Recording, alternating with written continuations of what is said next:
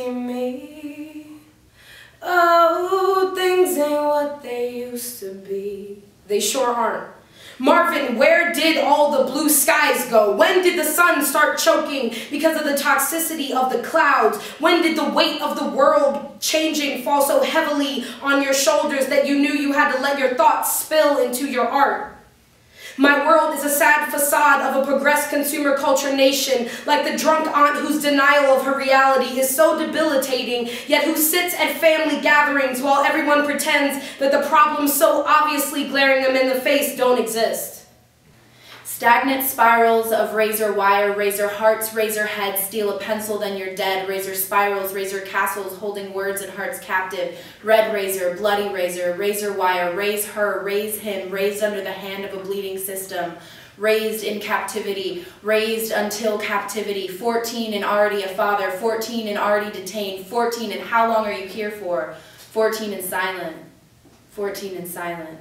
I do not need your spell check. I did not ask for your edits. Black bodies are beautiful. And any instance you feel it's necessary to retort anything that says otherwise, I want you to choke on your words.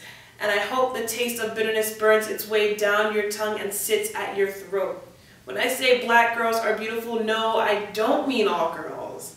I mean black girls. I mean the first time I felt something when my 4-year-old niece said I was beautiful, when my niece told me we were best friends because we were brown, and the fact that that was my first time that I felt okay with myself, because that was the first time anyone ever made me feel okay with myself, because that was the first time brown was ever pretty. I started as a kid. We had a poetry unit in 3rd grade, and I remember being like, this is so cool, and seeing like alliteration and all the kind of poetry structures, and I remember thinking, some of this is kind of overrated and hard, but I'm kind of just going to make it into what I want it to be. I started out as a page poet, and when I was younger I used to say grace at my family's dinner table. We aren't religious, so it was always more kind of a poetic expression of gratitude. And like I was writing about like, oh my god, I love my boyfriend, butterflies, rainbows, unicorns, all that jazz.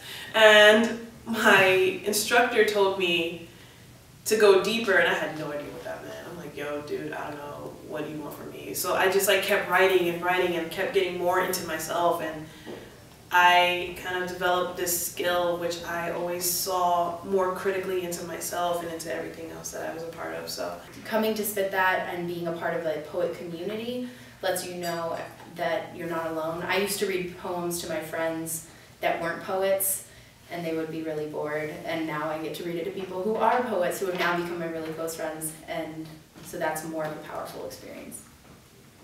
Inspiration for me comes from floods of emotion. Just those moments when I'm caught up in my day and I'm like, I'm about to break down crying, or something happens and I just hear a rhyme form in my head.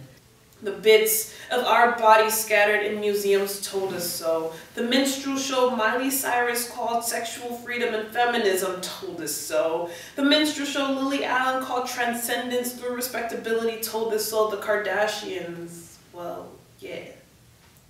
Razor to the voice box, razor to the soapbox, razor to the juice box. You were so young. You were so young to be rolled up and packaged. Juice box, fruit roll up. Were you hungry? Are you hungry? Do you stare at the razor wire asking who is going to raise her? Raise your daughter. Raise the mother of your child. Raise you.